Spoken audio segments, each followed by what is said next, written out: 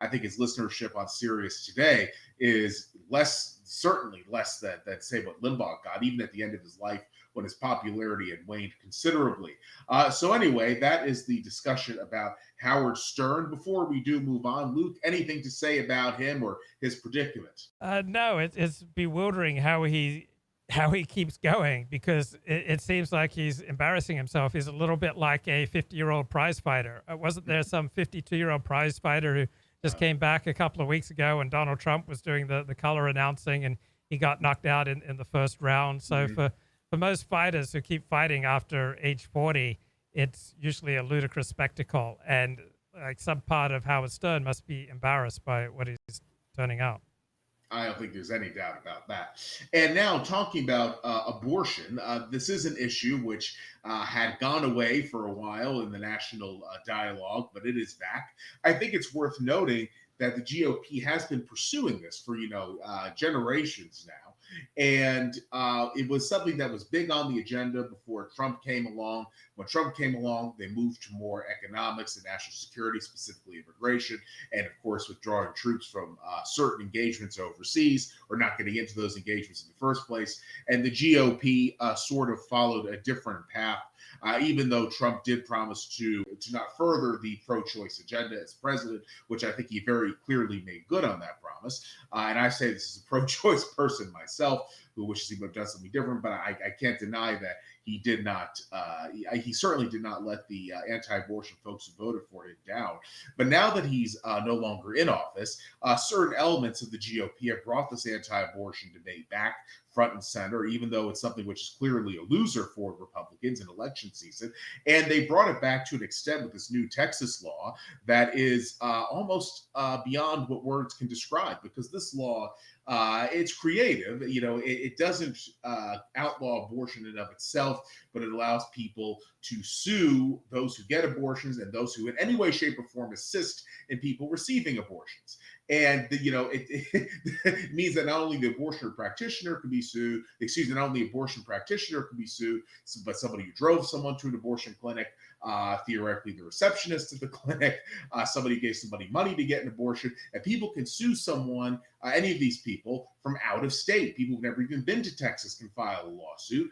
And I mean, the whole thing, it really incorporates some of the worst elements of the political left, where you have this over litigiousness designed to use lawfare against people whose views are disliked, even though what they're doing is legal. And then also it builds a culture of what the Cubans would call a chivado, or what I will call here chivadoism.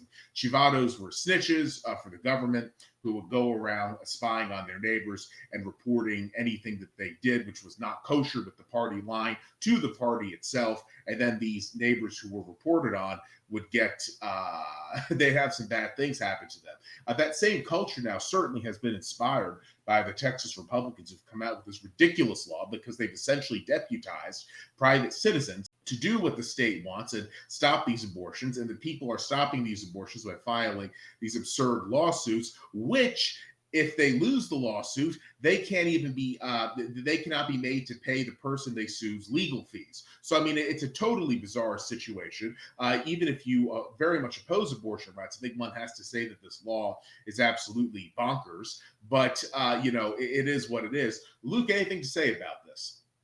Right. So on the face of it, it seems bonkers, but you have to then look at what are the repercussions. I mean, perhaps this is a law that will stand up against Supreme Court scrutiny. It seems like there's every indication that this law will pass U.S. Supreme Court scrutiny, and it will be imitated by other states such as Florida.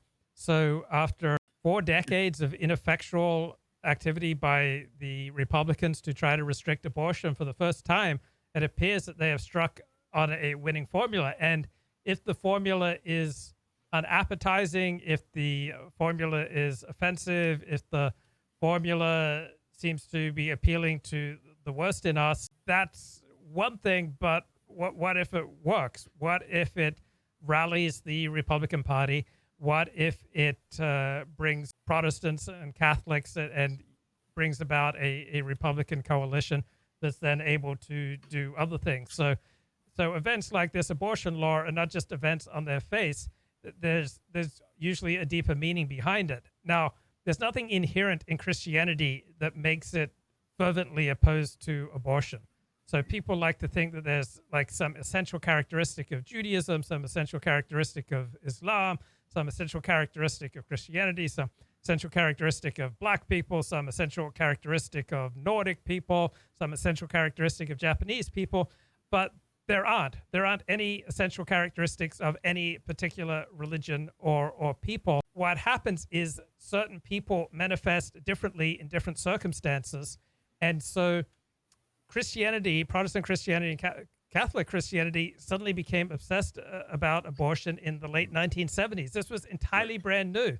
And as late as 1984, abortion was not a partisan issue. So what happened was that the conservative people like Phyllis Schlafly and Paul Weyrich and other movement conservatives, Richard Viguerie, Jerry Falwell, they were looking for some way to expand their base beyond those simply opposed to the civil rights movement. And so abortion was a way of uniting everybody with traditional ties. So it unites people who don't like big government, who don't want Northeast liberals and pointy heads on the Supreme Court or federal politicians legislating what can be the law in one's own home state. Some people just don't like threats to the traditional way of life and anything that opens up access to more sex, because anything that opens up more access to more sex, it makes marriage more unstable. It increases temptation for men, and it weakens the hold of a woman on her husband, because when abortion is legal, the man has more opportunities to cheat, screw around, and get away with it. So all sorts of people were incentivized to get aboard the anti-abortion bandwagon.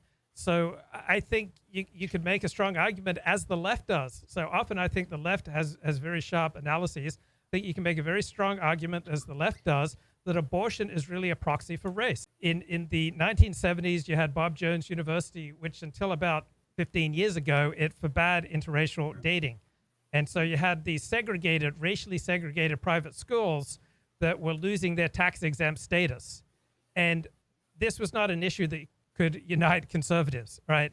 You don't get to bring together Protestants, Catholics, traditionalists, conservatives, right-wingers around an issue of we need to restore tax-exempt status to racially segregated private schools, right? That's a loser. But attitudes towards abortion basically reflect attitudes towards race. So whites who score high on racial resentment and racial grievance, they're far more likely to support strict limits on abortion than whites who score low on those measures.